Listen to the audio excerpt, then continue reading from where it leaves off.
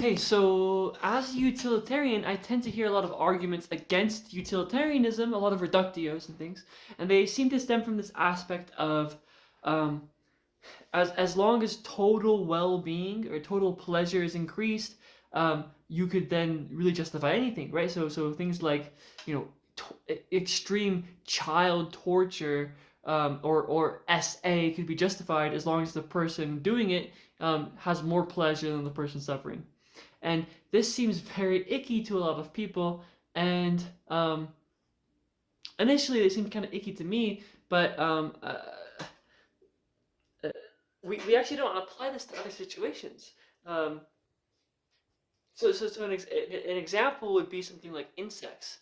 So uh, we as we drive our cars, we're massacring insects as we're walking to work. We're stomping on them and causing them massive suffering.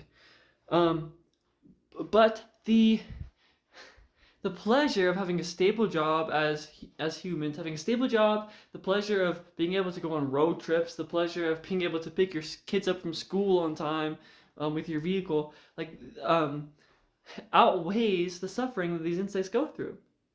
Now you could sort of make the case that it's not entirely clear that we're actually causing them suffering. That like you can make the case that they might be suffering a higher amount in the wild. But even if we just assume that the stuff that hitting them with the car causes them more suffering than what they would have experienced in the wild, it's I think we would still see it as justified.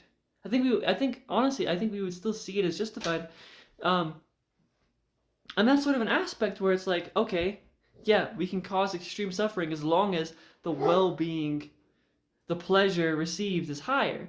And this sort of idea, um, and how it makes sense in an insect context. Um, that idea sort of helps me, convinces me of utilitarian of yeah the utilitarian arguments, where it's like you could easily sort of just like add this to humans, where it's like imagine uh, a society where everybody is so happy they have painted smiles because of how happy they are, but this society exists off of the torture of some child. Um, well, then obviously I think we should torture the child in the same way that we should torture the insects in order to increase the total well-being of being able to go to work on time and things. Anyways,